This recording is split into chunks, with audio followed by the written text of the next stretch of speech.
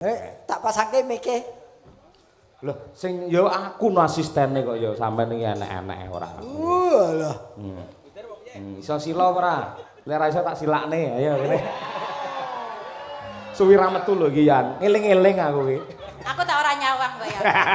Aku tak madhep rono kowe tak. Bukesi larepe pipis monggo lho pipis sik, ayo. Gak aku ora nyawang.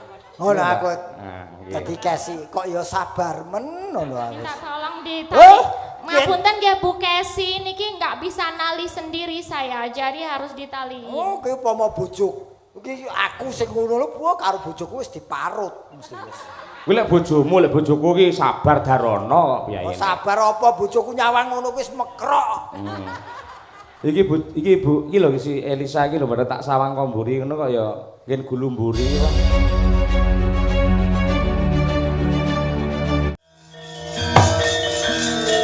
Bang wetan.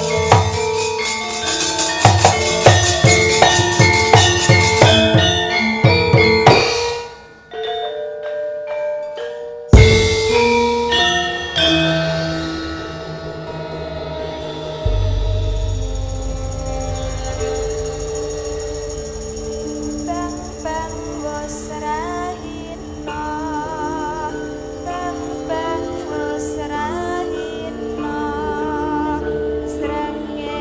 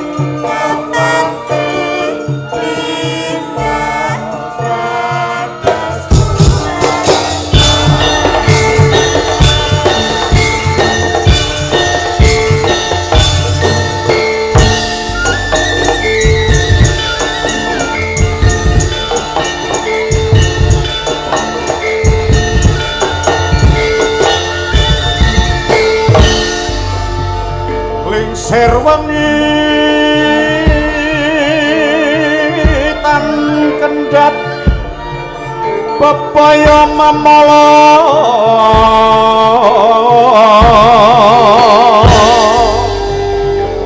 tan kinaya ngapa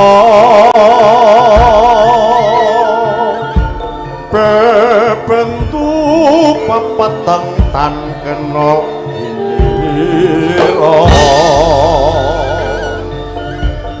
bang bang petan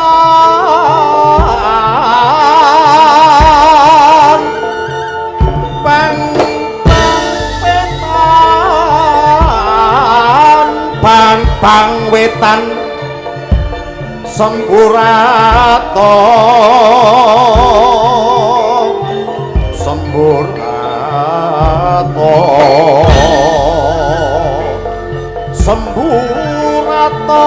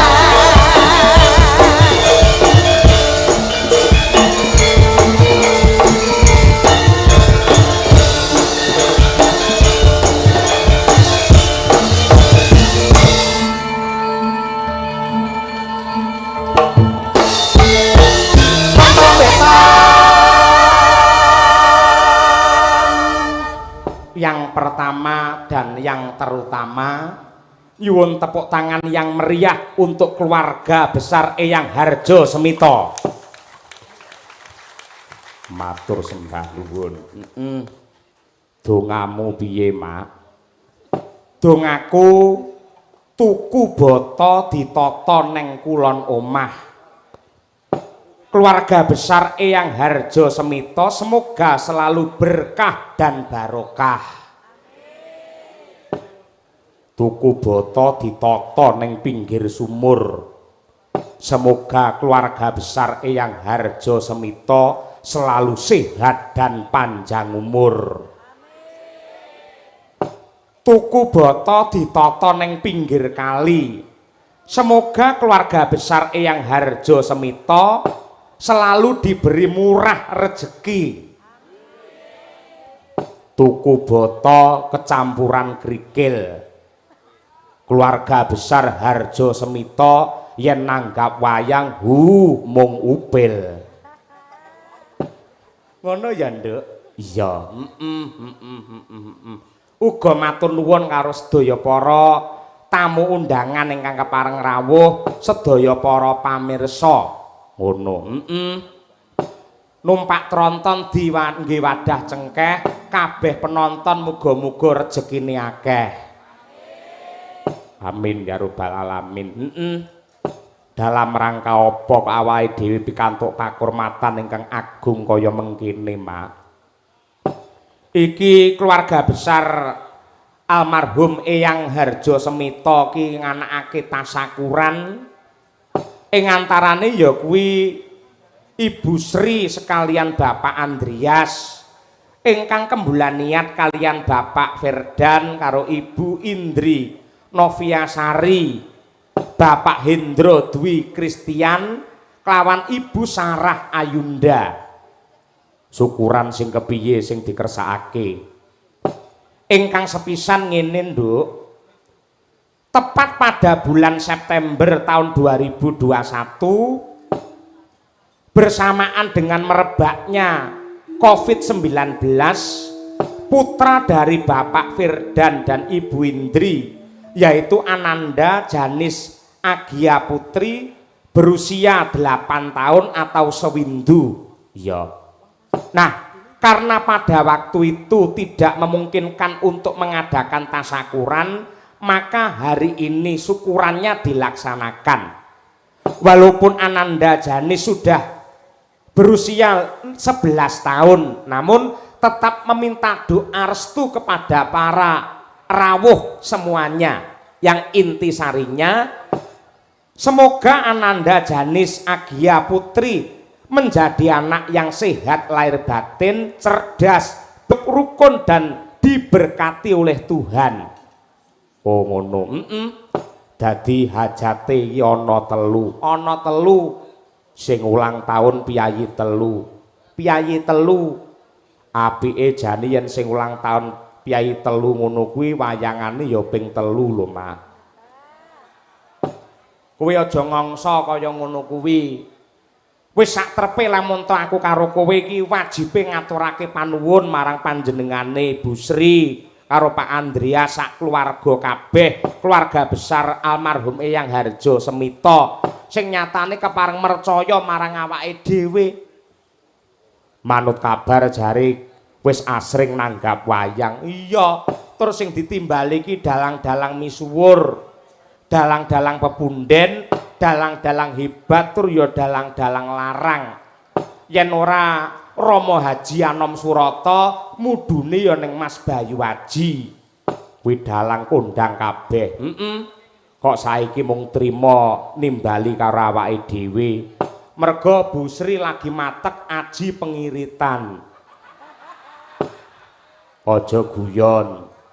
Kuwi merga setun Bu Sri anggene tresna karo awakmu sak kanca Madangkara, merga panjenengane asring mirsani monitor karo awake dhewe. Wah tenan kok, Nduk. Piyayi becik, piyayi apik ora kaya Bu Sri sak keluarga temenanan. Nadyanto mung lumantar telepon, tur le telepon iki nggene Bu Kesi. Sing ngerti etungan ya mung Bu Kesi karo Bu Sri kuwi. Ya, aku karo kanca-kanca pengrawit Waranggana iki padha karo wis pekerjane Bu Kesi ngono ae. Ya to. Dadi ya butuhe ngestokake dawuhe bose. Bos Kesi. Ngono kuwi. Klebu sak bintang tamune Pak Gareng Semarang, terus Mbak Tatin, Mbak Elisa, kabeh bengi iki dadi anak buahe Bu Kesi. Oh, mergo le komunikasi Bu Kesi karo Bu Sri. Ning bareng tak takoni Bu Kesi ya sangat luar biasa. Piye Bu? Alhamdulillah Pak. Dadi aku matur semene komplit karo Bu Sri blas ra dinyang. Oh ngono kuwi. Tenan Pak, elok. Kapan Bu Kesi? Kuwi esuk tanggal 30 Desember kan nggih tahun baru kuwi Pak. Ade suwaning Boyolali. Alamate ngendi Bu Kesi? Aduh aku lali ra nyatet ngono. Ayo petung dadi mesti alamate sing jijir. Ora mung iki tok bolak-balik ngono kuwi. Ya wis alhamdulillah intine awake dhewe matur nuwun karo keluarga besar Eyang Harjo Semito lan uga ngaturake wilujeng Natal dan tahun baru, semoga Tuhan selalu memberkati. Nah, ngene Nduk, awake dhewe ngaturake lelagon religi mumpung Mbak Elisa Yono, Genduk Birgita Yono. Iki awake dhewe atur pakurmatan marang Bu Sri Sagotrah ngaturake ya kuwi lagu religi hidup ini adalah kesempatan. Wis digarap gamelan wis nate tak sowanake ning gereja Laladan Majawarna Jombang kono kok. Yen ngono coba diaturake bareng karo kanca-kanca karawitan Madangkara ya, Mas. Wabil khusus dumateng Bu Sri Pak Andrea sak kulawarga. Mugi-mugi saged dados pencerahan tumrapipun penggalihipun. Ya, monggo Ca. Hidup ini adalah kesempatan. Dados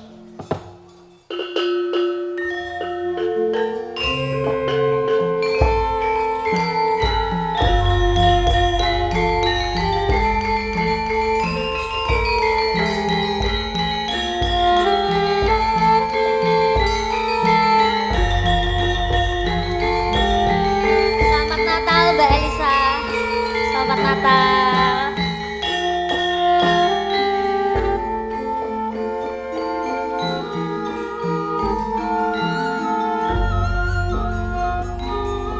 Hidup ini adalah kesempatan. Hidup ini untuk melayani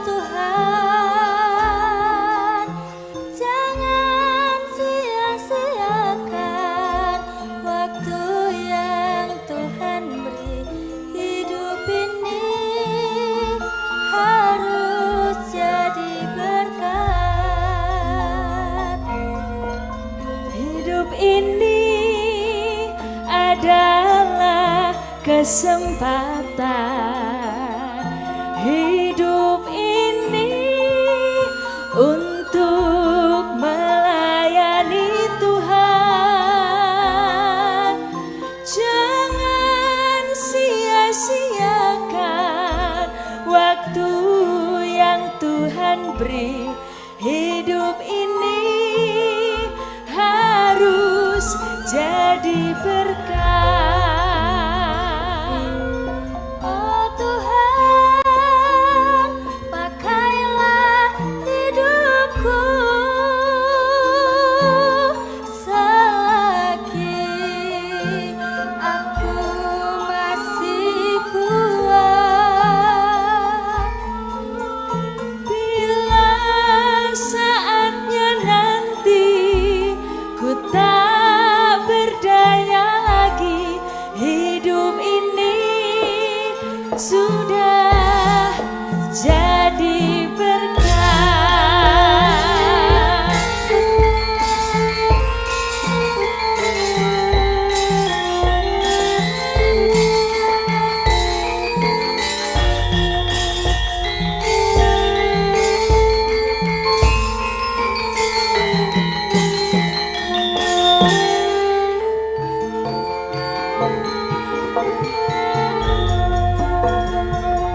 Hidup ini adalah kesempatan. Hidup ini untuk melayani Tuhan. Jangan sia-siakan waktu yang Tuhan beri. Hidup ini harus jadi berkat. Hidup ini adalah kesempatan.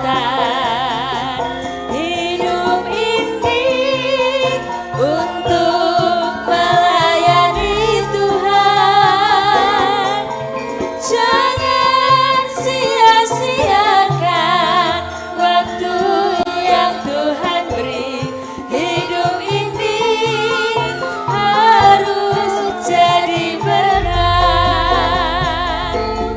Oh Tuhan, pakailah hidupku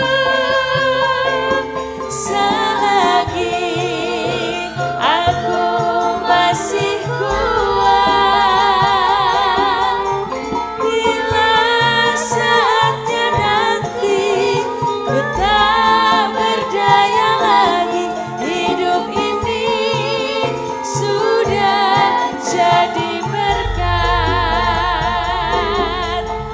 Bila saatnya nanti ku tak berdaya lagi, hidup ini sudah jadi berkat.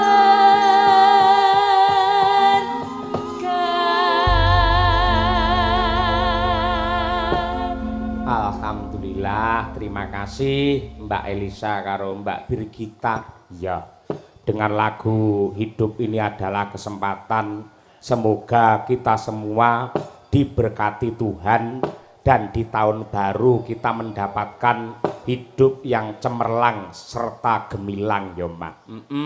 Muga pengiran ngijabahi. Ya, digarap cara lagu gereja kaya ngene kok ya iso gamelan. Iso wae, Nduk. Cara Islam ya iso, gereja ya iso, Hindu, Buddha ya iso. Wong gamelane nggih nabi wong mendem iso kok, Nduk. Iya ning iman-iman gamelane.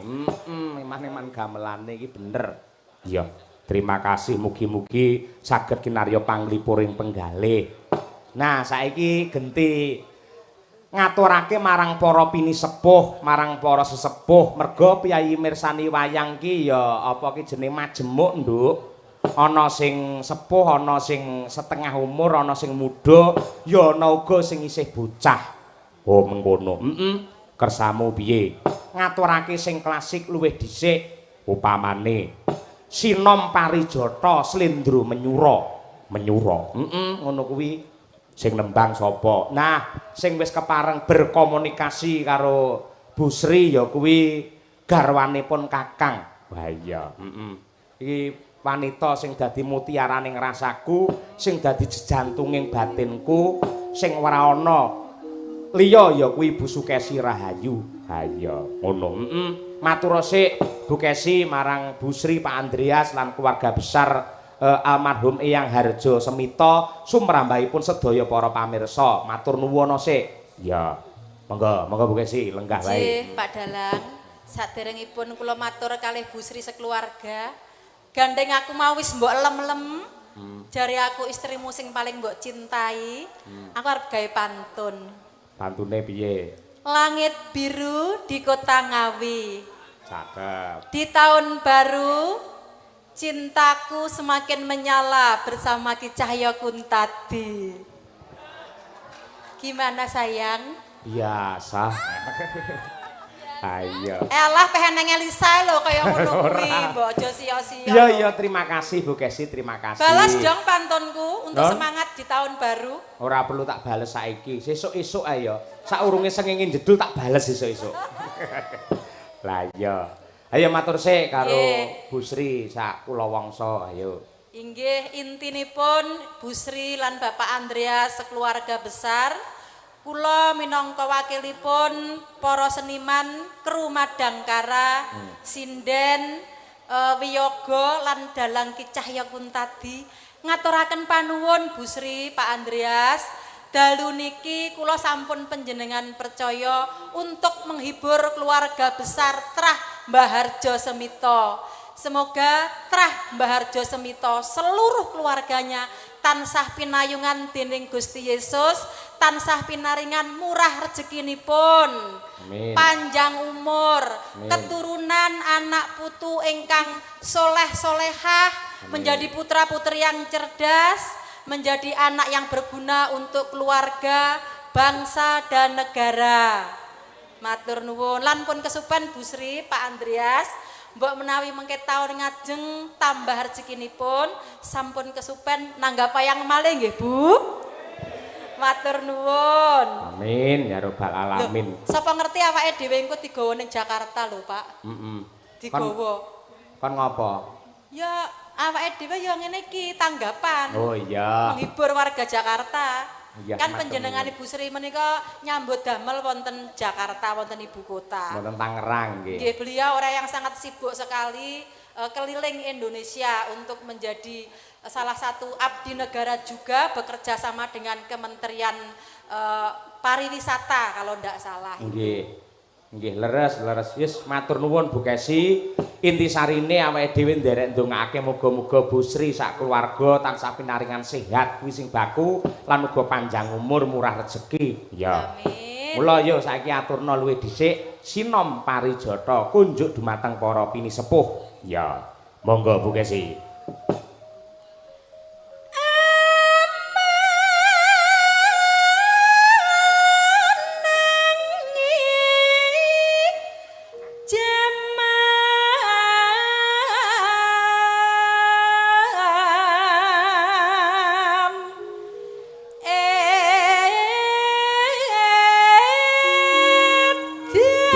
Sawong kalih sawong rana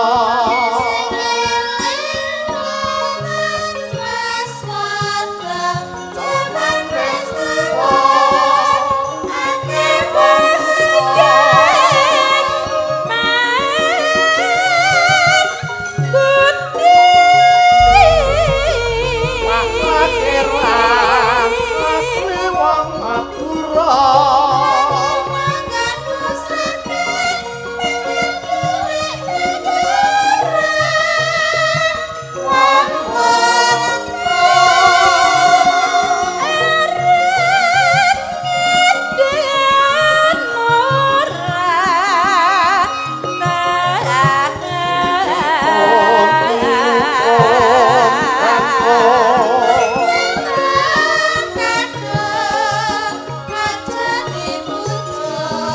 Mun gak gawe bingung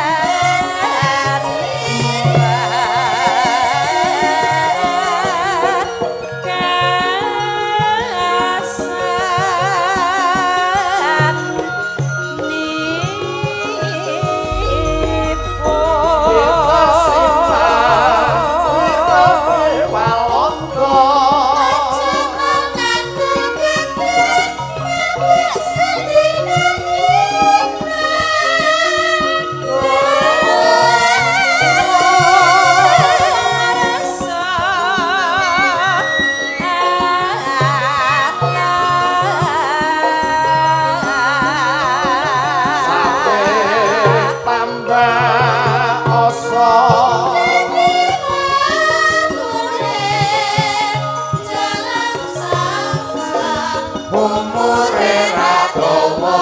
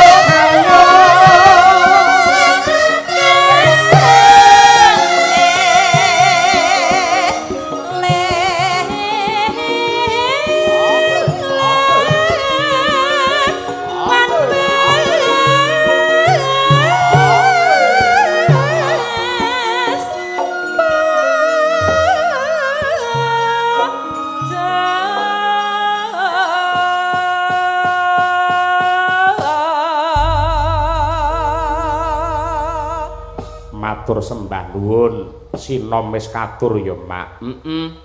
Pancen kabeh wis diwujuti karo Bu Sri sak keluarga. Ya, buktine awan mau ya wis campur sari siji dhewe sing dipimpin karo kancamu sekolah biyen. Ya kuwi iki Arif Sarjono. Saiki wayangane lan nanjakake bintang tamune. Sapa? Pak Haji Gareng Semarang. Wah, Pak Sumar Bagio. Yo dipethuk nganggo dayoe teka. Monggo, Cok. Dados.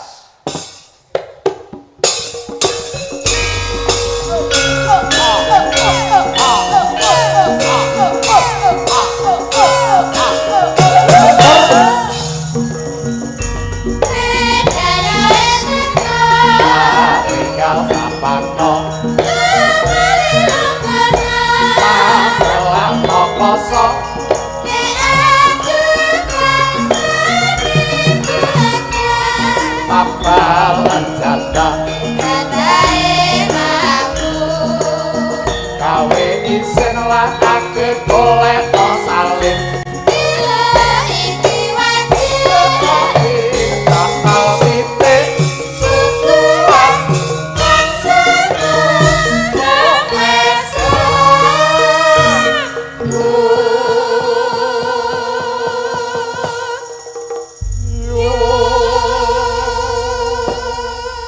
Sugeng dalu Raka Mas Gareng. Sugeng dalu Mas Yoyo.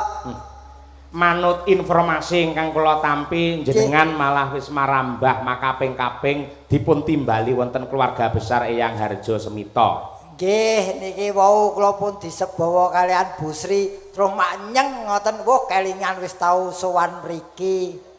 Ping pira? Wah kula angger duwite pun entek lali Mas. Ora urus kaya ngono kuwi. Ampun dieling-eling mengke ndak mboten ditimbali melih. Oh ngaten nggih. Dadi nggih. tem mriki niku tetep fresh baru anyar lagi. Nah ngaten nggih. Wong mlaku mriki mon kula pun mboten kelingan aja dikandhani kali kanca kula. Pun tau mriki Pak. Oh ya disyukuri le berarti iki tanduk tegese nyambut gaweku ketrima rikala biyen. Alhamdulillah nggih. Wong pancen nyatanipun Bu Sri sak keluarga menika anggenipun tresna kalian budaya, ngrengkuh kalian para seniman menika nggih sangat luar biasa. Buktinipun nggih hidangan menika banyu mili mboten wonten kendhatipun lho Mas Gareng. Pun niki sing keladuk wani kurang duga gur siji. Napa? Yamene kok wis metu kopi lah mengko metu apa? Lah kersane piye jenengan niku? Kopi niku pun wancine ngantuk lagi metu kopi. Niki dereng ngantuk pun di kopi mungkin ngantuk nggih bablas turu. Sing jenenge seniman kudu tanggung jawab. Tegese kudu profesional, aja mung tergantung karo hidangan dan minuman. Ning sampean kudu konsisten, gandeng dipercaya karo Bu Sri sak keluarga, carane piye tetap dengan semangat yang hebat untuk menghibur warga masyarakat. Lho yen kula niku tertib kok Mas, wong aja meneh kok nyambut gawe lagi budal mawon, kula pun gasiki. Niki napa keperluane bersyukur niki tembus disyukuri diberkahi. Mula Semarang nu peteng dedet lho Mas. Nggih. Dugi kutha entuk 7 nu udan deres. Brus. Sik. Kutha napa? Kutha entuk 7. Sing pundi niku? Semarang, Ungaran, kutha entuk 7. Salatiga. Ayo salah 3 lah entuk 7 to. Oh iya. Nggih. Wah, lah kok lengan napa sing kula nggumun bareng mlebu kecamatan Sampingan niku kok Kecamatan apa? mriki ini kecamatane Samping.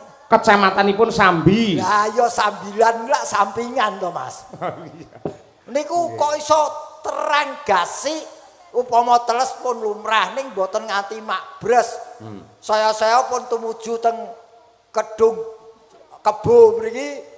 Mriki dusunipun niku ingkang leres Kedung Gudel Mas Gareng. Alah kok biyen kok gudel terus saiki wis gedhe wis dadi kebo. Wilayah kaya biyen masa gudel diwahi. aku rene biyen gudel saiki ya wis kebo. Iya. Niki tegese lek gadah damel keberkahan. Amin. Niki wah jan matur nuwun lho Bu Sri sampun nimbali kula makaping-kaping niki. Lho kowe iki titenono. Wong wedok ki angger jenenge Sri kuwi pinter memanage apapun rumah tangga maupun ekonomi. Buktine apa contone ndi? Niki Bu Sri, bojoku. Loh, bojomu sapa? Sri Wan. Wah, bojoku ki angger ngene iki duit sing nata bojoku. Layak Bu Kesi wingi transfer ya rekeningi ya bojomu Bu Sri Rahayu SE. Kandhane kok Mas. Aku dadi ki kari nglakoni tok iki. Lah piye to? Lah ning ya ora apa-apa wong kabeh iki kanggo anak bojo. Ah iya. Dadi kanggo keluarga kaya panjenengane traing Mbah Harjo Semito. Harjo Semito kuwi lak ngrukun ngene iki aku seneng lho Mas. Dadi bola-bali wis tak jlentrehke. Nggih. Kalau sebuah keluarga harus tahu arti keluarga. Apakah arti dari keluarga? Keluarga itu terdiri dari beberapa suku kata. Keluarga. Itu keadaan apapun baik suka maupun duka harus selalu bersama-sama. Lu Ki lupakan egoisme masing-masing. Arahnya harus selalu berpikir positif. Terakhir Gagasan harus sesuai dengan situasi dan kondisi yang ada. Nggih. Gandeng iki keluargane Eyang Harjo Semito mohon dipertanggungjawabkan sisan gawe Harjo Semito per suku kata maknanya bagaimana harus dijabarkan. Har kuwi harapan beliau keluargane bisa rukun. Jo nganti cerah bubrah. Sebisa mungkin sampai akhir hayat keluarga tetap bersatu. Nganggo mi barang to? Harjo Semito kok mi barang piye? Milo anak putu ya miturut nganti saiki ya rukun. Terakhir to Lho iki tata gelare manggone beda kutha ning tracere tetep kene Harjo Semito. Wah ya elok tenan. Aku ki aku seneng lho iki beliau nuwun sewu mergo sing tak tepung utawa sing aku ketemu Bu Sri. Beliau itu termasuk orang iki ana kata-kata yang baik. Beliau itu selalu berpikir ke atas untuk memohon. Berpikir ke bawah untuk selalu bersyukur. Berpikir sekelilingnya untuk saling berbagi. Dan beliau tidak pernah berpikir menjadi orang sempurna, tapi selalu berpikir untuk menjadi orang yang berguna. Wah iya elok. Ora neh ramokal wis marambah makaping-kaping jenengan ditimbali karo Bu Sri, wong nyatane pinter kaya ngono Pak Gareng. Aku tak hati-hati kok Mas. Aku ki tak hati-hati. Tak hati-hati mergo aku wis ngerti. Untuk bisa berjalan kita harus berlatih cukup 1 tahun. Tapi kalau untuk menjalani hidup ini butuh waktu bertahun-tahun supaya hidup kita tidak salah jalan. Wah, iya kata mutiara dan bijaksana. Iki ora mutiara iki yo senja utama terus biru malam. Kuwi kereta api ya, Argo Nyok. Sindoro. Tegese kata-katamu bergas apik penuh nasihat ngono lho. Lah ya kuwi. Iya. Dadi ngono lho Mas, dadi awake dhewe iki hidup harus selalu belajar. Dadi ora ana kendhat anggone mikir lan sinau. Bener mergo sak larang-larange bondo kuwi ngelmu ya ta. Sak apik-apike tumindak kuwi sinau ngono kae. Heeh. Aku cocok. Heeh. Ini tenan lho iki nggone rowo lho. Iki biyen ki riyen nggih ten mriki nggih Bu Sri. Nggih ten mriki nggih. Wah, marai jarake biyen le nanggap kesuwen dadi aku lali. Ayo kudune ditimbali ya matur nuwun. Nggih. Tur ya ditata bergas lho Mas Gareng. Sing genah duit utawa rezeki sing tak tampa saka Bu Sri iki temonjo tumrap anak-anakku Mas. Kok iso? Ya tak nggo bayar sekolah terus terang biar nih pas kepepet wong kondisine Covid barang kok Mas kowe iki. Nalika Covid jenengan ya prihatin to kuwi. Kuwi lho tak critani. Aja sok wong dadi wong sombong. Wis Sebabe? aku wis nglakoni dhewe. Kapitunan rugi tur bermasalah uripku. Jadi ceritanya aku ki lak seorang nun sewu niki mboten jeneng pamer kula mung crita sak entene mawon. Kula niku PNS. Lah, gandeng PNS jane kuwalik. Kula niku jane seniman nyambi PNS. Mboten PNS nyambi seniman. Dadi seniman nyambi PNS. Gandeng aku garenge laris, terus aku ngajokke pensiun dini kurang 5 tahun. Wong tanggapanku laris kowe kok. Ben bengi tanggapan terus ya. Ngapain ngono to? Wis delala kok di ACC 2018 di ACC SK pensiunku teko. Mudhun lah kok 2019 ndara corona rawuh. Weh, bosok ra kowe. Dadi jagake tanggapan 2,5 tahun meringis ning omah. Wah ternyata wong sombong iki entuke rugi karo rugi. Mula kae to dawuhe para pinter wong kibir iki bakal kejungkir ngono kae to Mas. Bener wis. Lah iya. Wis aku wis ya ini teguran Tuhan kepada saya. Ning saurunge Covid teko jenengan lak tanggapane wis laris tegese tabungane wis pirang-pirang to kuwi. Loh. Kowe iki seniman kok dudu? Seniman. Kowe seniman, aku ya seniman. Padha. Kowe ngerti to pola hidupe seniman ki piye? Lah piye? Entuk saiki entek engko. Kuwi lek awakmu, lek aku ya ora, tetep disimpen ditabung. Ora ya mergo kowe entuk bojo galak kuwi. Ora galak ya tertib bojoku ki. Iso bedakne ora tertib karo galak. Iya ya paling perbedaannya mung tipis. Nyuwun sewu Pakde Gareng. Nun. Mudar kowe. Nyuwun sewu Pakde Gareng. Nduk. Enten ngeten lho nggih paribasan ngeten. Bojo galak. Bojo galak itu belum tentu untuk menyengsarakan. Namun menjadi bojo galak itu adalah wujud penyelamatan suami. Bener kuwi. Loh, kuwi lho nyelametke kowe. Saiki mang takoni ibu-ibu sak niki sak mboyo lali.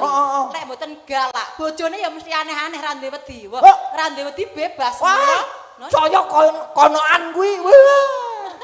Ngapunten Bu Sri, benjing lek wayangan melih bintang tamune ampun Gareng nggih. Iki ngopo malah ngobongi wong omah kudune lek ngedem-edem Bu Kesi yo. Malah di provokator kuwi lho. Lah timbangane kok ngamuke nyang aku. Loh, iki ngene lho.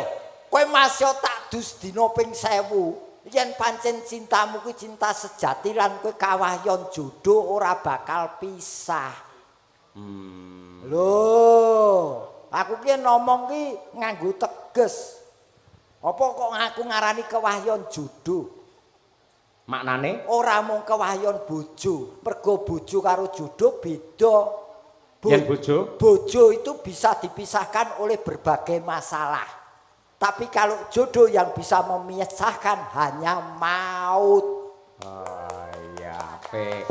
Dadi beda ya jodoh karo bojo. Wah, kowe kari milih. Milih piye? Ya kowe pilih jodoh apa bojo? Ya jodoh. Nah, lah mau neng mburi jare bojo. Jodoh lek ngene jodoh. Mau kena kalau Mas bojoku ngono, ora jodohku kok. Lah aku ora ngerti sing kok jabarne iki jebule apik Mau jodoh. bojo ora jodoh. Piye kuwi? Gandeng niku wau kan keweden kalih kula to Pak De. Dadine saniki malih jodoh. Ya mbiyen bojo, ning saiki jodoh. Mergo usia pernikahanku iku wis 15 tahun. Lah kuwi. Mula aku karo Mas Cahya Kuntadi pengen nulat lekase kekeluargaane keluarga besar Ibu Sri kelawan Bapak Andreas. Muga-muga jodoh sampai maut memisahkan. Amin, luar biasa. Tepuk tangan untuk istri ki luar biasa iki kan. Kuwi Cinta dirungokne tenan iki. aku lek ngono. Pinter kuwi. Mau jare ngitunge ruwet. Kowe iki lambemu ngobong terus ta kowe iki? Ngertos aku seneng. Aku anggere ana kanca rukun Sri. Pak De Gareng. Nun. Nyuwun sewu. Jenengan tresno kalih kula kalih Mas Cahya Kuntadi to. Piye? Nah, lek jenengan pancen pinter tenan, lek wau ingkang jenengan terjemahkan kan Ibu Sri. Saniki coba jenengan terjemahke asmane bojo kula Cahya Kuntadi. Lek jenengan saged terjemahke, panjenengan mengke kula caosi napa nggih tali asih saking keluarga besar Bu Sri. Lah niki kanca-kanca pikantuk rokok sedaya termasuk niki dipun paringi sedaya amplop niki cacahe komplit 1 kru 50 orang. Nah niki nggih kula bagi kalih kanca-kanca. Matur nuwun Bu Sri, Pak Andreas. Termasuk niki lho, napa jenenge? Oleh-oleh bingkisan. Nah, ayo saiki jenengan terjemahane Cahya Kuntadi lek apik langsung tak bagi neng kene. Apapun saya lakukan demi rokok. Martabate kok kalah karo rokok iki piye kowe iki? Lah wong ki dopingku ki ya rokok ora. Ora ngerokok ya kecut, pipone anyar ora dirokok ngopo? Oh, iki sido lagi. Iki ya dirungokke. Ya sing apik ora. Jenengmu sapa? Lho. Kowe iki arep entuk rokok karo jenenge dalang ora apal Sing ora. tak eling-eling mereke rokok ora jenengmu kok. Cahya Kuntadi. Cah Blitar manggon ning Karanganyar, ya ora? Bener, Yo. Ya iki dalang sing nyambi dosen, ya ora? Bener. Kuncara asmane dalang sanggit, ya ora? Tandange ngedapi-dapi. Dipek kesi, ya ora? Pinter. 100 Pak De Gareng. Gur salaman kok. Oh tenang, Mas Cahya. Napa? Nyuwun sewu, kula badhe kepareng nyuwun wedal sekedap. Napa? Ngaturaken tali asih tondo tresnanipun Bu Sri sekeluarga kunjuk dumateng sedaya kru, yoga, sinden lan kru teng Jawi. Nah niki sangat dilut ya Pak. Lho, entekane rokoke didom. Oh iyalah. Didom yaga. Lho kuwi sing pancen bagiane yoga kok pancen kuwi kok ya. Kowe entuk rokoke mergo aku. Wingi aku nyalek ora mbok pilih. Bojoku loro dhewe ya. Akeh men to bobo ngono. Sik amlope Pak De. Bojomu ki Sindene ya tenang wae, tenang. bojomu ki aja mbok kei rokok terus rokoke ya sak gawekno grobok ngono lho. Kanca-kanca pengrawit, Pak De sik.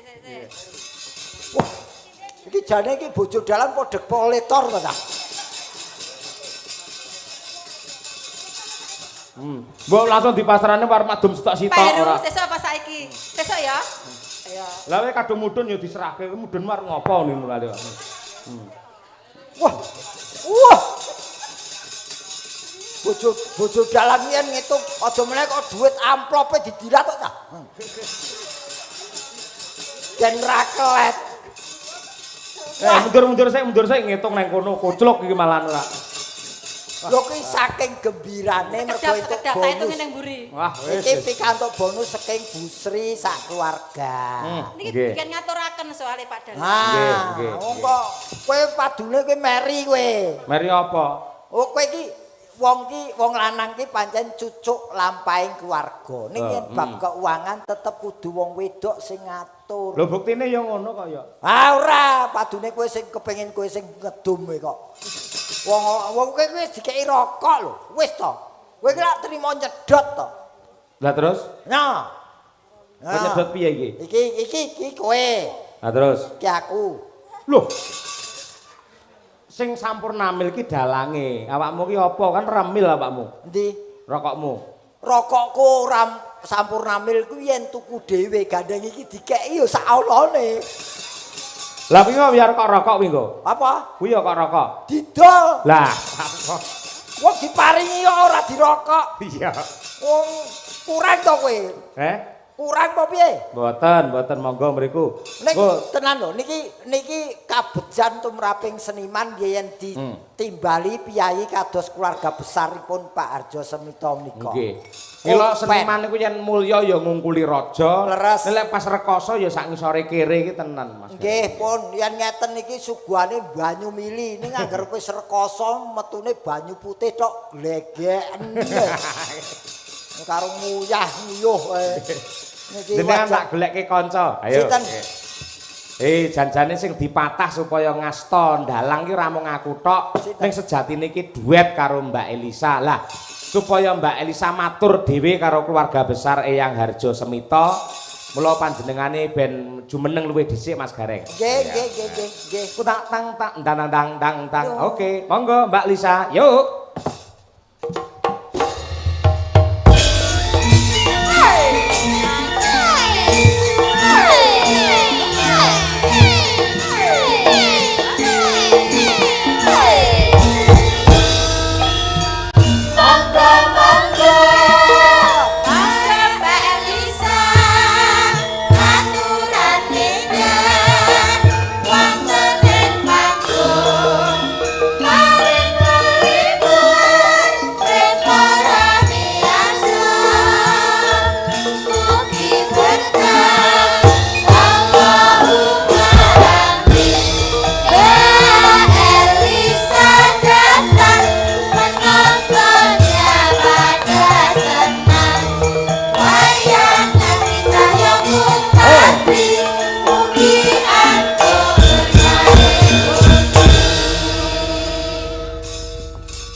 Geng dalu Mbak Lisa. Ngaturaken sugeng dalu wilujeng dalu masange Yulimbo Pacaya Kuntanti ingkang kula tresnani, Pakde Gareng ingkang kula hormati lan kula puji-puji pepunden kula.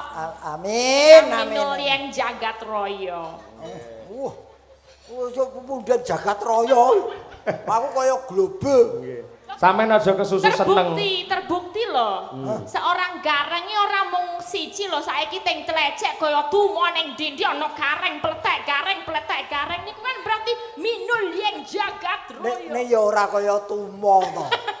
Motor pating tlecek kaya telek. Itu berarti kan berhasil toh Pak De. Sampai di istilahnya banyak yang meguru kalian panjenenganipun. Aku ora iso berbagi rezeki arupa duit ning berbagi rezeki arupa kepinteran.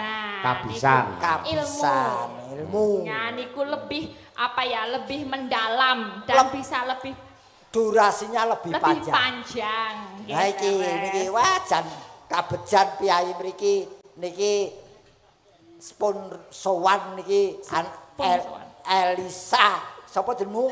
Niku lho sampun katulis kaserat Elisa Orcarus Alaso SSN MPSI. Oh, sarjana seni mampu pesing. Magister psikologis. Jangan emosi, Pak, jangan emosi. Mas Elisa Orcarus Ora pecus Orcarus Alaso. Orcarus Alaso. Injil leres. Orcarus Alaso ki apa nama marga, Dok? Boten.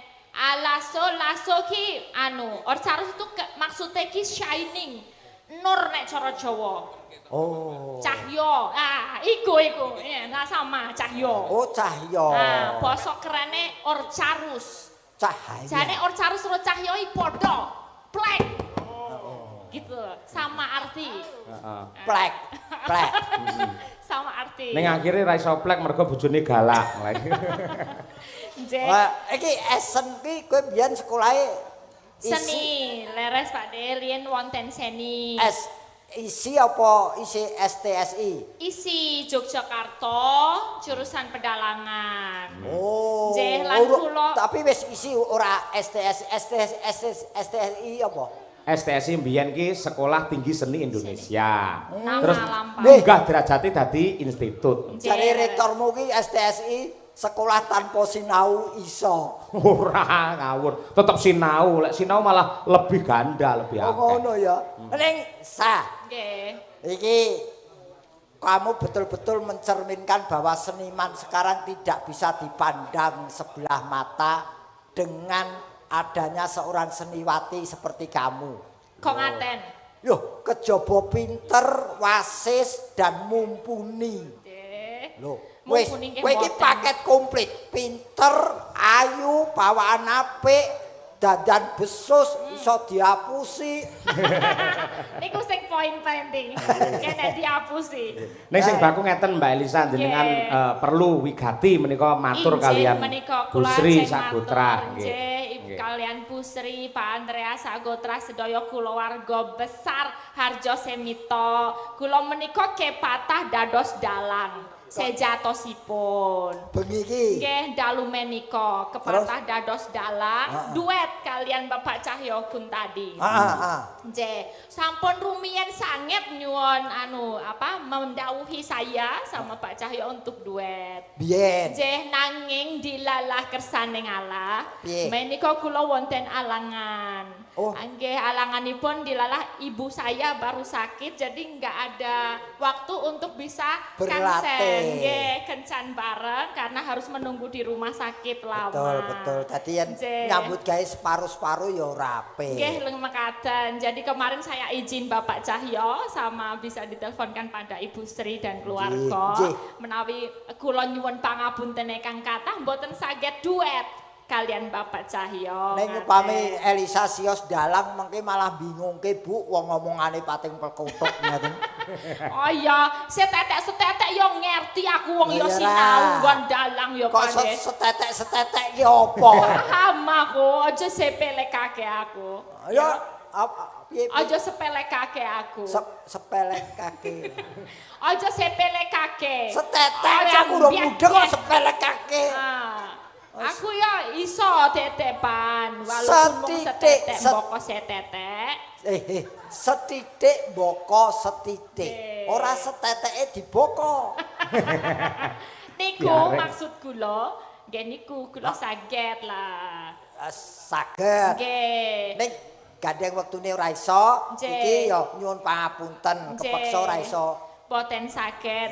Dilalah niku nggih kula mboten Natalan kalau wingi juga karena ibu sakit sama. Jadi emang waktunya sangat mepet sekali dan sangat mendadak.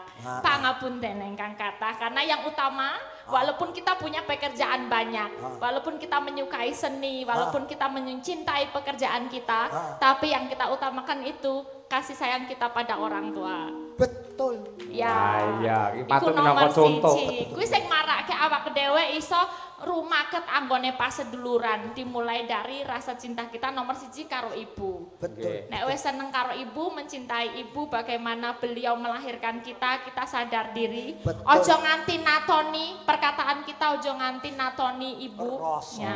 Seko awak dhewe menyayangi ibu, nanti kita bisa tuwuh rasa tresno awak dhewe karo bapak.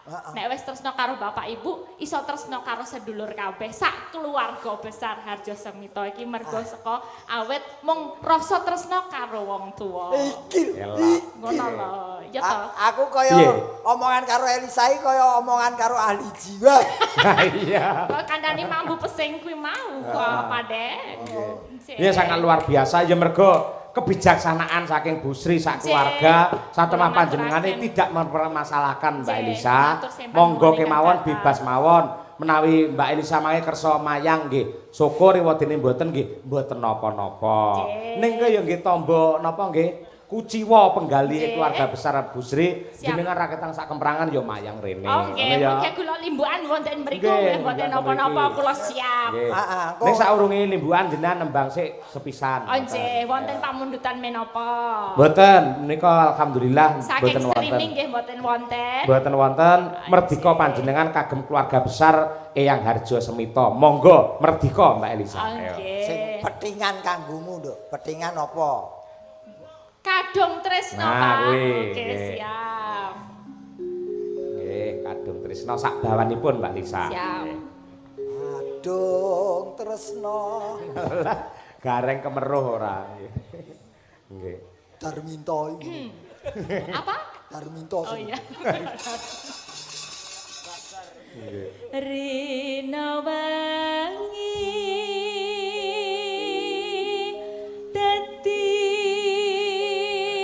ati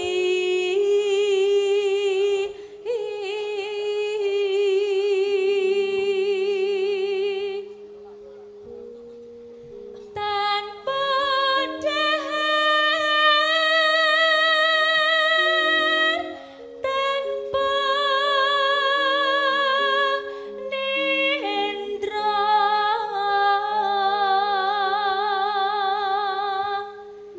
kayung yon marang selirane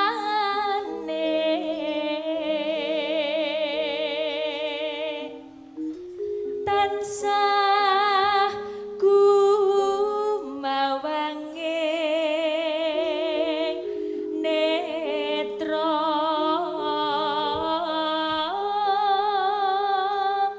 jero ati kadung tresno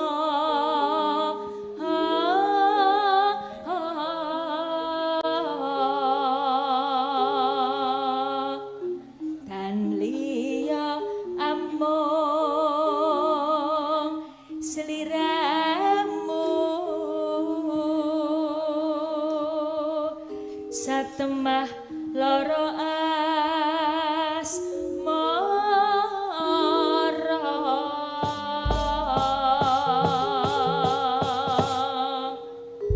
Terima kasih. Niki mangke digarap ala warga laras.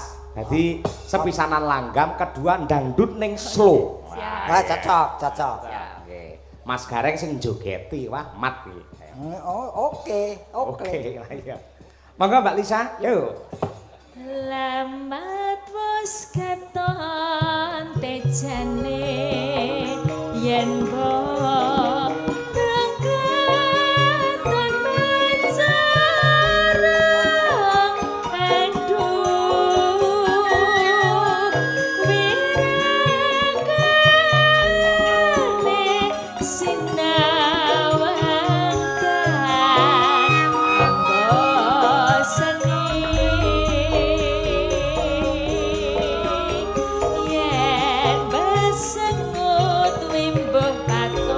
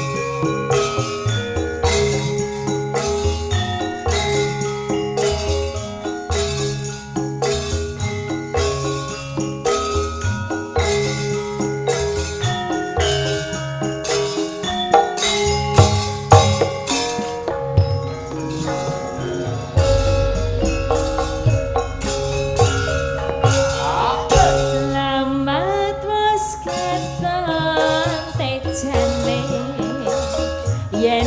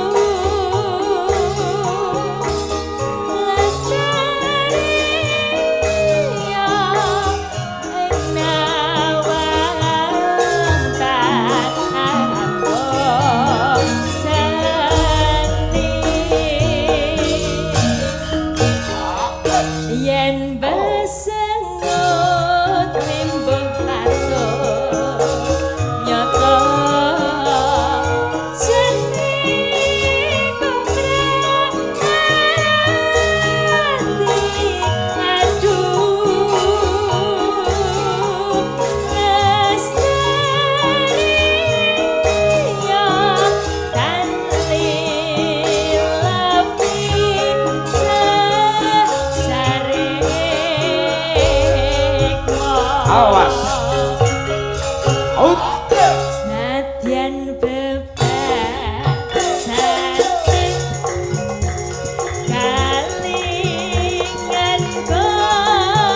godhong sak lembat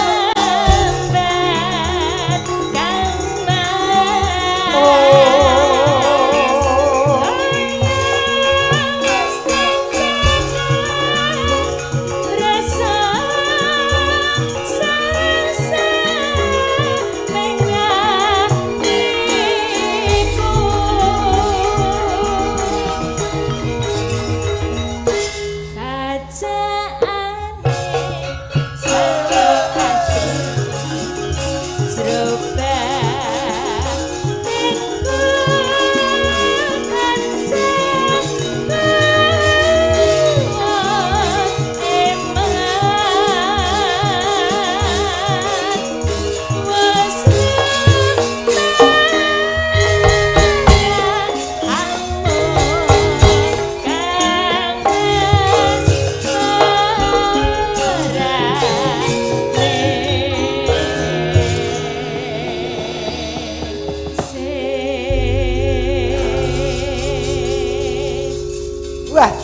Sampun menika Pakde ngaturaken kadung tresna pamunutanipun Pak Sinten menika. Saking kulawarga nggih. Nggih. Kadung tresna. Wah iki multi talentan apa? Talenan sing dienggo rajang-rajang iku Maksudku ki talenan. serba bisa. Talenta. Talenta Pakde. Wah, wis. Lah ben ketok serba bisane, saiki Mbak Elisa ben dalang rene. Lah kowe ngopo? Loh, aku nyimpingi nang burine. Golek dhek lali sing ngelekne sapa lek ora aku. Aku mbok iso ya lungguh ning burine.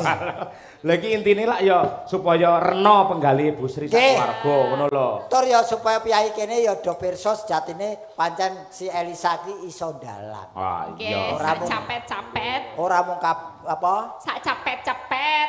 Apa kuwi? Basa apa? Capet-capet. Capet-capet. Capet-capet, kok capet-capet. Kene Mbak, ayo. Kono. Masih ada waktu ki lumayan setengah jam, Mbak. Ayo kene. Setengah jam. Iki miki wis ana iki. Coba kaya.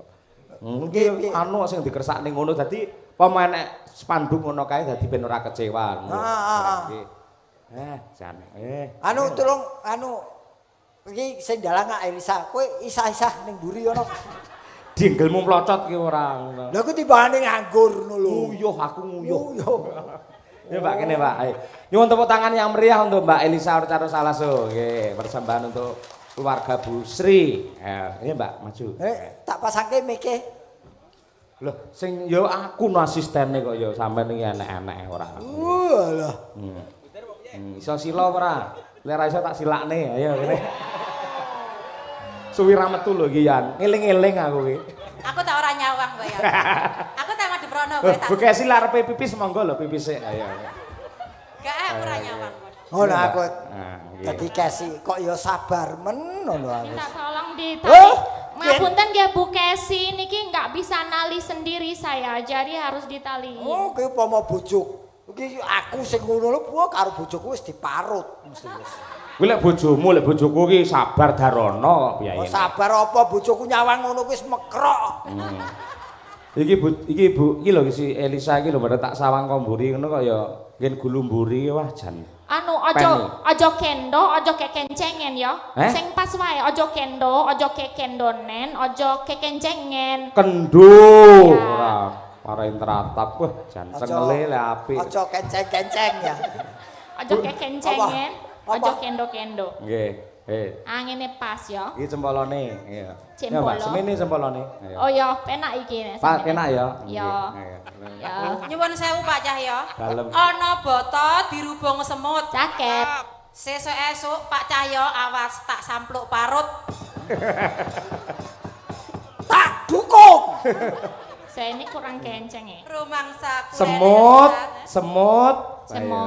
Semut rasane manis. Caket. Nadyan kok sampluk parut mesti tak tangkis. Leleh. Ana bata digecek-gecek. Caket. Besok Pak Cahya digecek-gecek. Nggih. Ya iki. Monggo, yo. Ya gandeng awak dhewe dadi limbuk cangik. Iya, Mak. Iki kok kurang kenceng ya. Pak, aku nek kurang kenceng Anu dipaku. Sik sebentar sayang sebentar. Ini Wah, harus dikencengin dikit. Wah, gitu. iki Jadi pancen biar- Elisa golek perkara. Iya. Yang kabeh ki sing penak kan.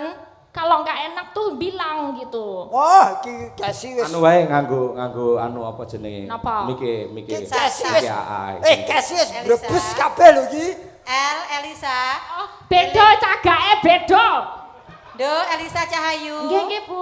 Elingo karo Bu Kesi. Awakmu teko kene dadi bintang tamu sejak Bu Kesi lho. Iki Bu Kesi leres Wis sendika dawuh. wis pas, Mbak Elisa, pas. Pon pandan iki pas Pas, niki. ayo. Nah, Elisa. nek kenceng gini enak. Elisa ora iman-iman kowe Cahya kuwi wis expired lho.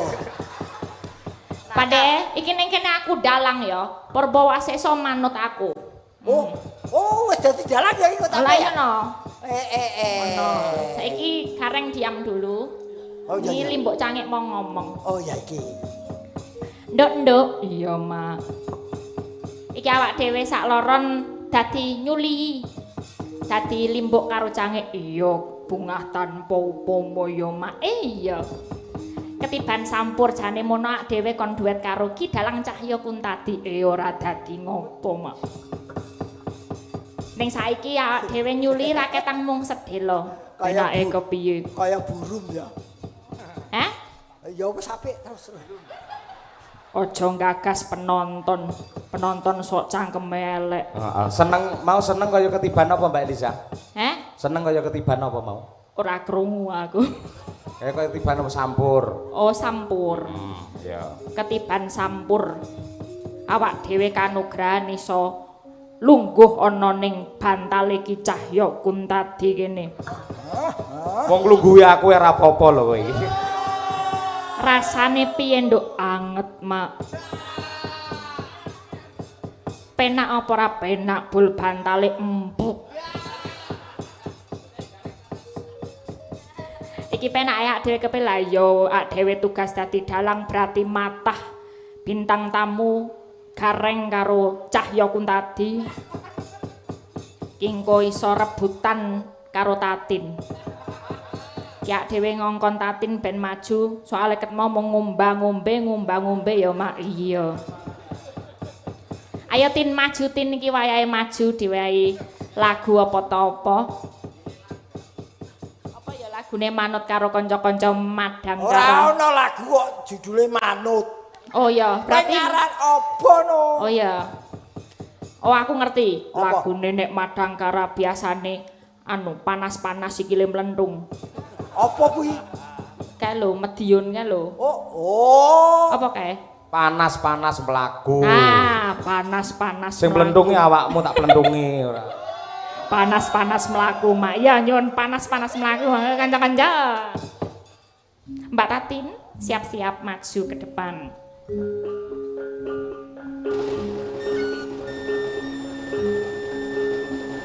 Sepur Argo Bromo segera diberangkatkan.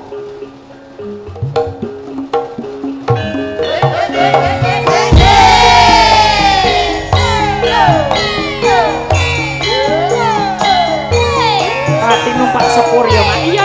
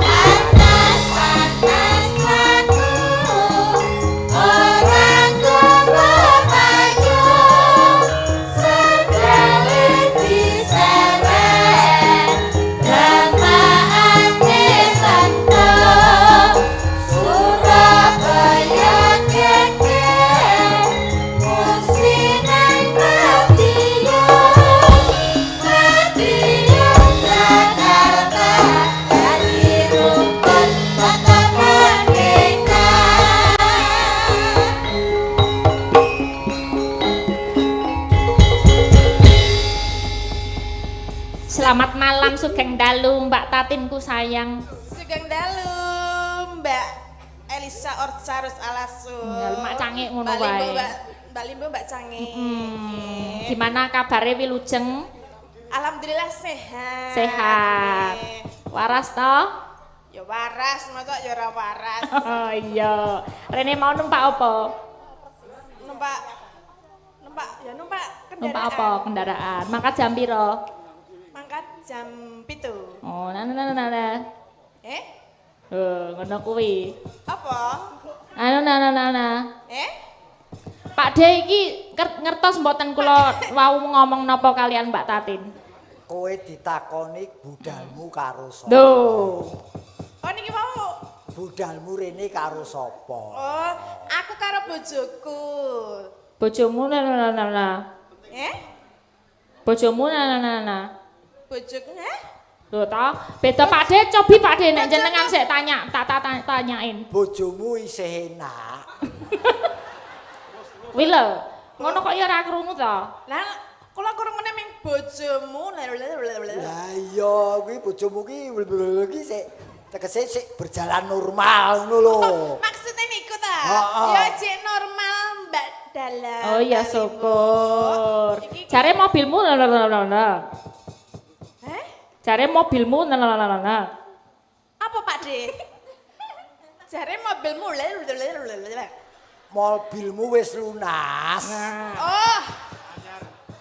Oh saiki bahasa Pak De yo ngerti ta? Dadi mobilmu ki tau kecemplung banyu, kenal pote kena banyu. Ya lunas. Oh iya Alhamdulillah menika.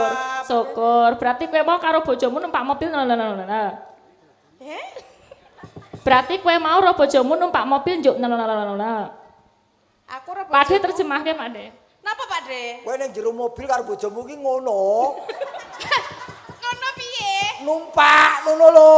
Ya iya numpak wong sing nyeper bojoku lho. Lah iya, kowe karo bojomu numpak mobil. Lah kok ngono-ngono tangane maksudnya piye? Lho apa ngegas ki ora ngene.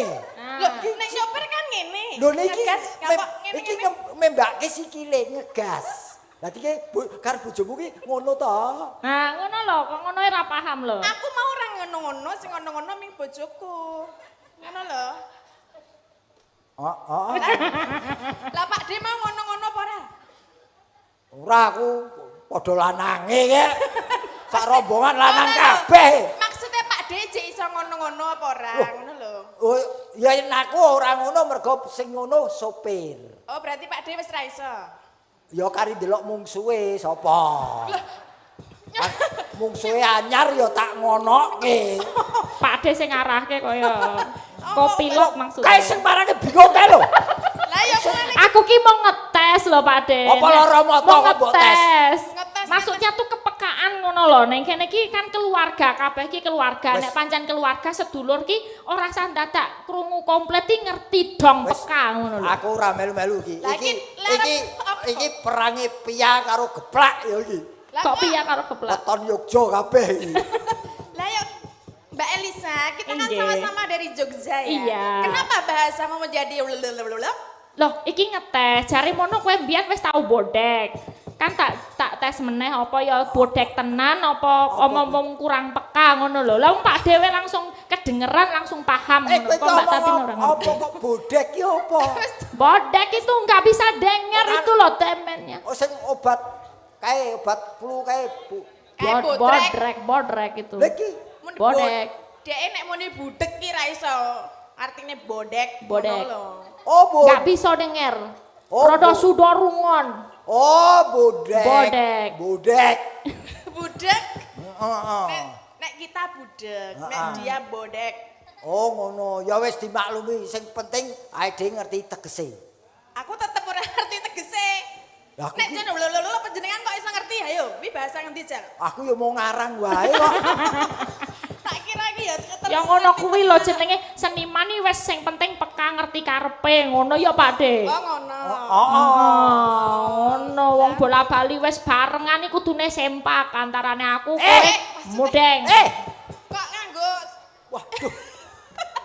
Kok sih lho Pak De, iki mau muni piye? Aku karo kula Aku jenengan Elisa Rotatin. Elisa, kudu Heeh, sempak. Kok kudu sempak, Pak? Pak Dik.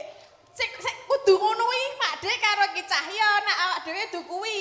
Lah apa? Pampers. Ora lho maksudnya Pikiranmu apa? Sempak itu apa? Sempak itu Sempak terdiri itu- dari dua suku kata, semangat dan kompak. Nah, antarane Pak Degareng Roki Cahyo cetha sempak. Lah Elisa Rotatin kuwi yo kudu sempak ngono lho. Oh, Dadi kita semua harus semangat dan kompak. Kok tak kira Ah. katok cilik ya lho. Eh? Tak kira katok cilik. Oto. Mbak Tatin iso apa ngucapake apa kanggo keluarga Pak Andreas Busri, Oke. keluarga Eyang Harjo Semito. Sik sadurunge ngucap ki anake sapa mbok kon mulih kuwi.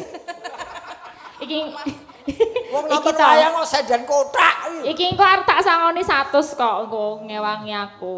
Ayo mbok kon melu rene wae kuwi mbangane nang kono. Ah, iki sekali tempo dadi bintang tamu lho. Oh, engko bar iki, bar iki. Aja cerewet semene iki engko sing bayari aku kabeh ngawut ya ora. Alah kowe Suara. bengi iki kowe karo aku kuwi melu kes. Lalu Bu Kesi, betul.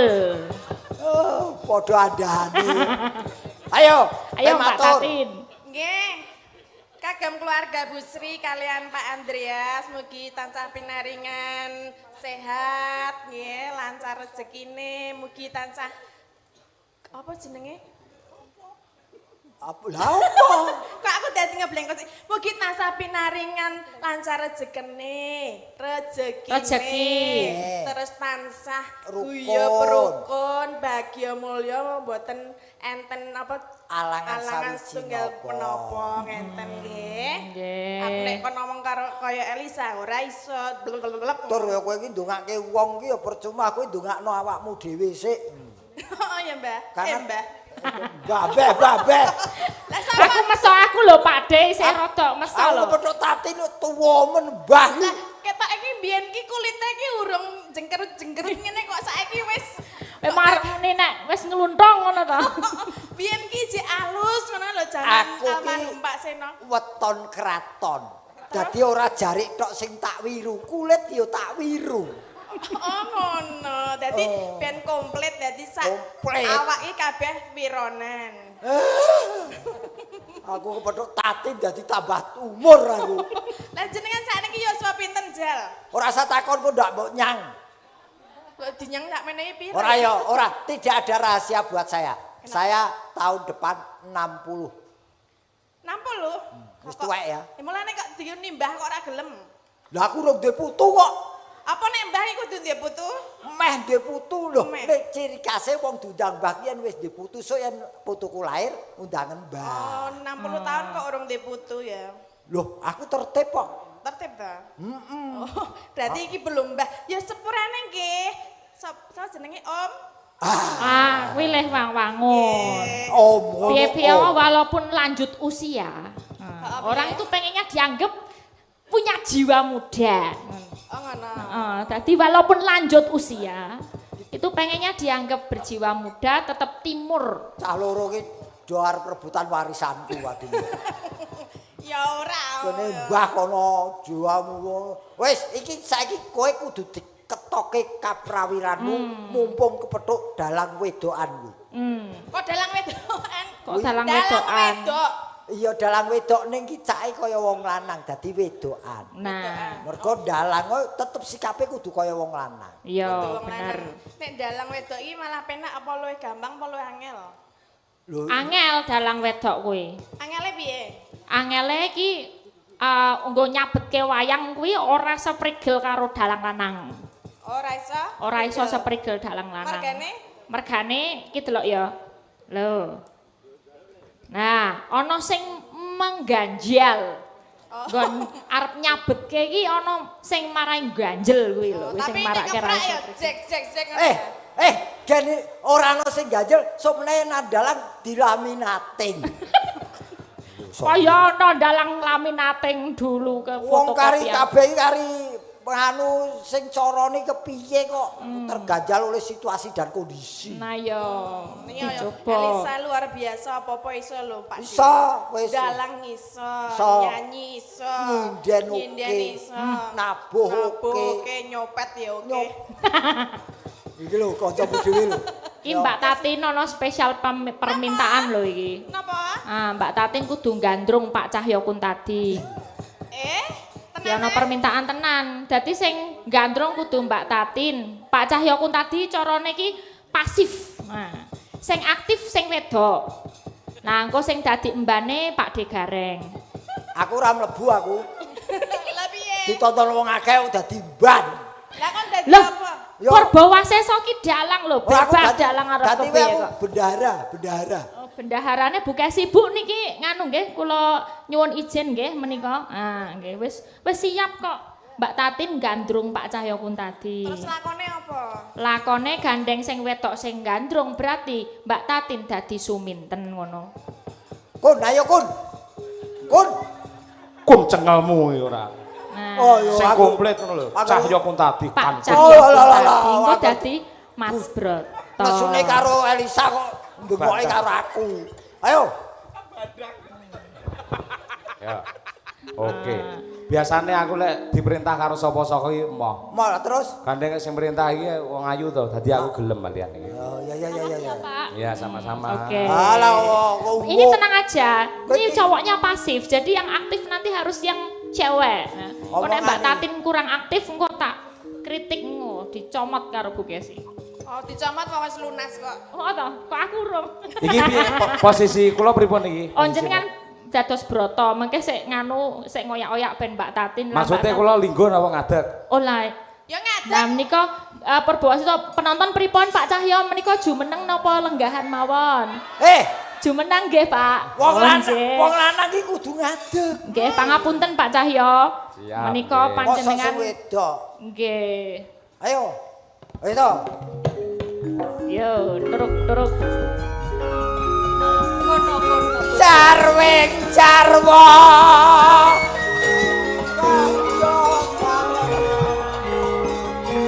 Pak De Gareng nyiarin dulu ya Pak De. Ya. Yun, para rawuh. Gandeng pemainipun ketoprak namung kalih moga kula aturi kondur mawon. Aja no. Nyiarke sing apik ngono lho. Nggih, dalu menika giaran ketoprak Cahyo Kumala. Kanthi sesirah apa? Kanthi ira-iraan. Kairan. Nggih niku lakon apa? Suminten gandrung. Suminten gandrung. Suminten itu. Gandrung. Tok tok tok tok tok tok tok tok tok tok tok tok. Rok. Rok. Wah, sabar delo. Ngopo? Kekantem lampu lho. Polahmu kaya ngono kok ora. Ayo, Mak. Mas Broto. Kusik. Ndak sawang yen ora kleru kang dadi panyawangku. Iki kaya suminten sing mrepeki aku. Kula Den Mas Broto, kula menika sampun madosi panjenengan wonten pundi-pundi kemawon kok ya ketepune nang kene ngono lho. Bekasi ora sir pipis-pipis sik ngono lho ta? Den Mas, Kepiye kula suminten? menika madosi panjenengan ket wonten pundi to? Kusik Apa ya, kudune kowe lak ya ngerti karo tata krama. Lah napa to? Kowe iki wong wadon. Kudune pinter ndelikake wadine. Kenapa kok kowe wani gepok singgol kelawan aku, suminten? Lah kula menika sampun kapang saestu kalian panjenengan lho Den Mas. Banjur yen wis ketemu karo Mas Broto, apa sing bakal ndok tindakke ae? Kula pengen ngomong sethithik kalian panjenengan. Mara kage matura sing ndok karepake kepiye? Den Mas, menika wiranipun kok mboten sae kula benake to Den Mas.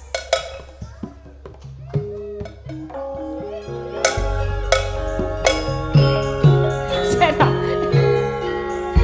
Iki ket momok totak iki ning ndi to Sing entong sapa to, sing entong? Asale ana totak.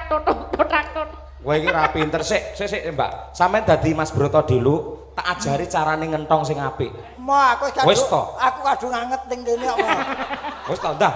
Ben Oh, ngerti ya. carane ngentong. Sampeyan lak pemain wayang wong, Allah, rung ya. kulino ketoprak, ben ngerti kentongane Ya ketoprak. aku seneng lho, kae wis mulai abang lho, Kesi wis mulai abang lho. Terus lho ya. Ora bar iki terus biru kok Dek engko. Masamu Ayo, ayo. Lah kowe ganggu lek kowe ketoprak. Ora wis tak tonton. Tonton iki, tonton tenan iki. Serius. Tutuk. Kowe ngerti ora bedane maling karo ketoprak? Apa? Kesuwen ya kuwi ya. Den Mas. Piye sing minten? Panjenengan menika mboten mangertos glagatipun kula. Glagat sing kepiye sing ndok karepake? Nek jenenge wong tresna menika rak nggih kados ngeten iki napa kados panjenengan mboten kraos atinipun panjenengan menika napa mboten kraos to Den Mas? Sing kok demek kene sing obah kok liyane. Den Mas. Oh sik ngene. Suminten. Apa kira-kira kowe ora kulak pawardo adol pangrungu lamun to Den Mas Broto wis duwe pacangan? Saya tidak peduli. Gegantilan kemayune ora. Den Mas, kula Ketoprak saya tidak peduli. Mengko dhisik. kok ngacung-ngacung terus to niki kula menika tresna saestu kalian panjenengan lho Den Mas. Sing dadi mutiaraning uripku kok sik. Ah. Sing dadi Arep nanti. Ngene wae lho. Jar. Oh, diare kowe jane suminten apa copet bengak-bengok ora. Oset to. Lah kula menika mbok panjenengan ora mesakake apa piye nek Mung cempluk warsiah sing pinter ndongkel katresnan jati ingkang tumanem ana ing tumtuming jejantungku. Mula sing gedhe pangapuramu katresnanmu kepeksa ndak tampik. Pik. piye sapa? Ndak tolak tegese. Sapa mau jenenge? Sapa mau jenenge? Cempluk. Cempluk warsiah. Cempluk warsi ya? Konen rene. Iki kowe ora ngerti sing jenenge cempluk warsiah? Durung. Kae cempluk warsiah ya iki. Lah burine iki ingon-ingone. Aduh, kowe biyongku biyong. Rene ta biyong. Turun.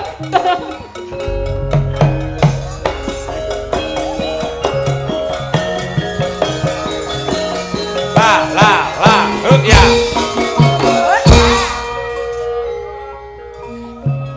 Biyong. Apa? Biyong ngene iki lho, aku ki tresna karo Den Mas Broto ning kok Den Mas Broto kaya sia-sia karo aku, mbok aku njaluk tulung iki kok di apa ki jenenge dipernahke atine apa dipernahke ben seneng karo aku ngono lho. Aja kok nek kowe kok nolak, kowe kok engko ki aja nganti nek Broto kuwi nolak kok nek nolak aku sakit. Sakit kok nek aku sakit. Wis omong dhewe kono. Lagi. Wong berat. Kok brot? Berat to. Oh, brot. Kowe sapa?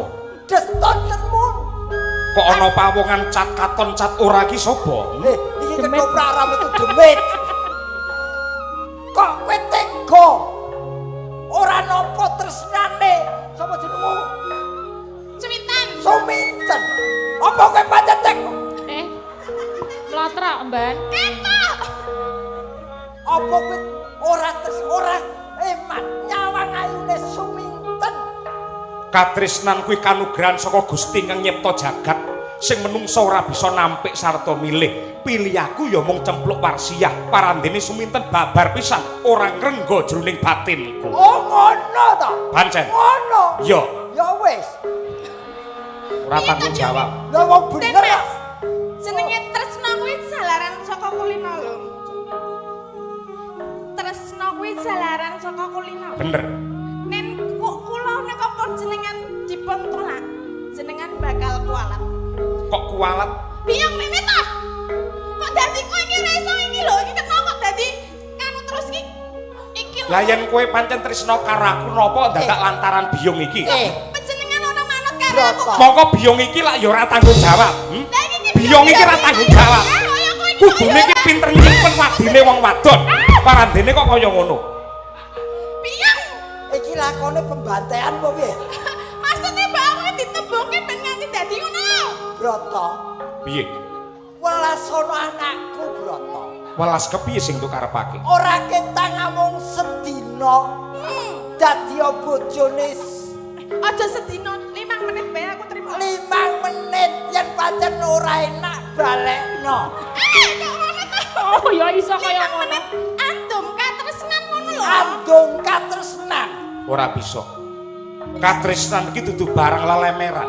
Ning kuwi sipate suci. Ora kena kanggo dolanan. Bener. Aja ngono, ning aku tresno tenanan kok nek jenenge nampik wong wedok, engko bakal ditampik genti ngono cepet-cepet. Broto. Brat. Broto. Brat. Brat. Kamu mau enggak? Tompo toto. Ora bisa. Ora ketan mung saged deping netra tampa nang anakku. Loh. Kowe iki dapuk dadi sapa jare emban kok wong tuane si Suminten? Kuwi adopsi. Toprak adopsi. Lah wong iki boke ngono lho. Aku iki boke Den Mas Suminten. Broto. Nek pancen kowe tresno karo jenenge sing cempluk warsiah konen rene. Praktane cempluk warsiah monggo Bu Kesi Rahayu tok tok tok tok tok tok. Monggo Bu Kesi.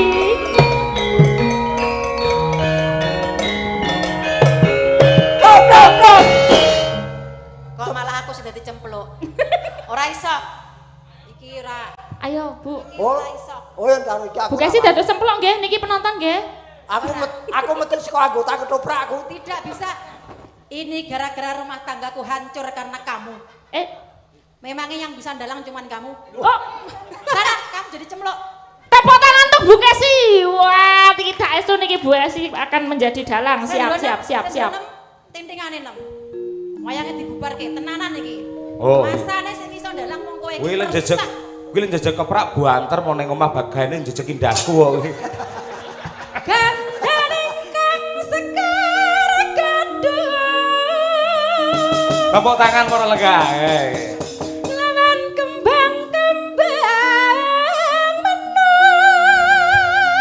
Bagi iki dalane akeh men. Arum. Ora usah nganggo.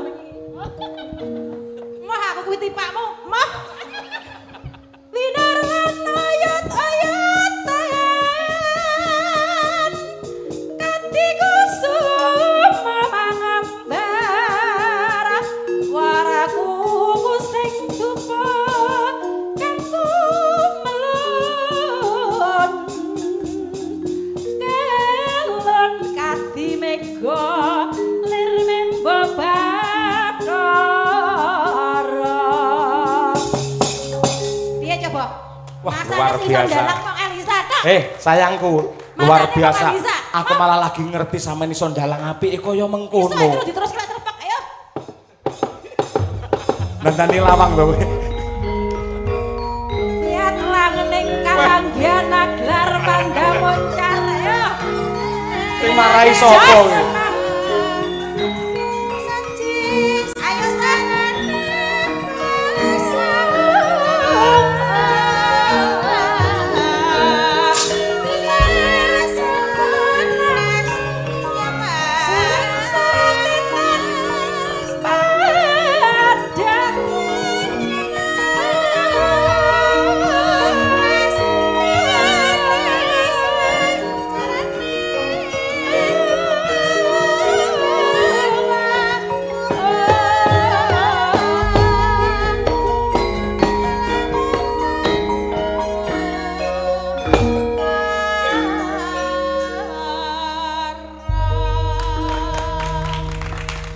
Sampean bae kaya pinter men to. Gak usah ditepoki. Ora usah ditepoki. Kok apik aku Hatiku ora tau sakit. Sakit. Sakit Elisa mbok lem-lem mbok pangku. Pangku aku wis 2 minggu ra mbok kapak-kapake nang omah. Aku ra melu masane. Iki gara-gara gareng iki lho, gareng iki lho. Nang kene ketemu Elisa aku gak digawe. Apa kuwi? Apa kuwi? Aku janjan Aku yo pinter sing ndalang. tukang Aku yo obong. pinter ndalang. Iya aku percaya, aku perkara awakmu percaya. Apa kuwi? Aja meneh kok dalang ngremus bojoe iso. Ya wis tak ngapura. Ning aku sayang sik. Wah, Dicium. yen pancen kowe ora gelem, kene tak wakili. Aja. Dicium. Tinimbang di, Elisa. timbang diwakili gareng tak cium ya ora apa-apa. Ayo, sapa? Sapa sinjen sing nesu sapa? Kene. Kok aja arep nganesi, Den? Sudah. Ini cuman fragmen saja. Nyuwun sewu Bu Sri, Pak Andreas namung geguyonan. Ning aku asline ya iso ndalang aja mung Arisa tok sing mbok konok-konokke. Ya lek anu iso ndalang gawe grup dhewe kono apa piye kono. Sudah, aku duduk lagi. Ayo, Sa. Lanjut. Luar biasa. Saya iso guyon jenenge geguyon ya kaya ngene iki. Ketoprak bar ki. Baro. Balik ke separuh. Aku bayarnya penuh Wah, jan iki pancen yen iki ora tanggung-tanggung. Elisa Tatin ki wis digodhog rampuk paribasane. Heeh, diplites ora iso mati. Ora iso mati. Wis ana wae kepinterane sing kudu ditokke. Mula mumpung iki ditimbali Busri ning tlatah kene ditanjakke. Iya, genah. Ayo apa? Aja meneh kok kon nembang kon joget kon ketoprak kon usung-usung gamelan ku lho iso. Ora iso, ora iso. Wah iya. Kon gendong Pak Dre ya iso. Pilih gendong arep pamburi kene. Ya. Oh. Ya. Ayo kanca-kanca yoga bubuk sik ya. Kuwi Mbak Tatin kok nembang ngono lho. Nembang Nggih, niki ngaturaken lagu Banyuwangen menika pamendutan. Oh nggih. Apa lagune napa niku? Grajakan. Oke, grajakan. Monggo dipun aturaken lajeng kemawon. Nggih, nderek mawon. Monggo dipun aturaken Grajakan Banyuwangi. Yo, dados.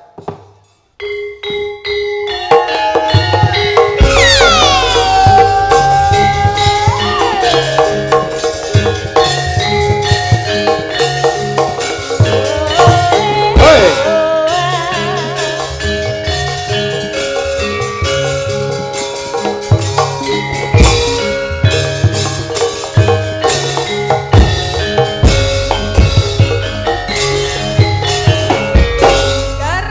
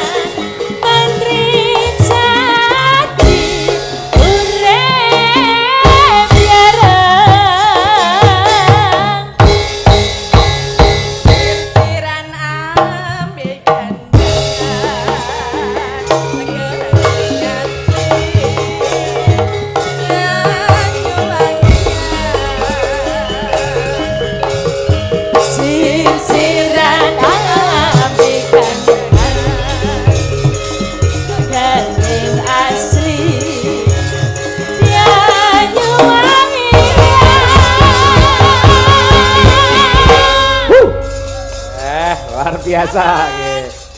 Terima kasih Mbak Lisa, Mbak Tatin, Pak D Gareng. Nggih. Mangke kalajengaken wonten ing gara-gara. Nggih. Iki sing perang. Nyuwun idi palilah dumateng Bu Sri sak keluarga Pak Andreas.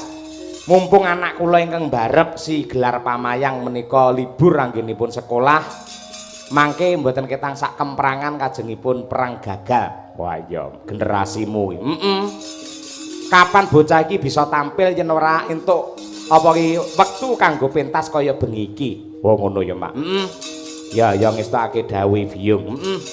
Ya nduk rerakit mbacutne gelare cerita. Monggo tak dherekake.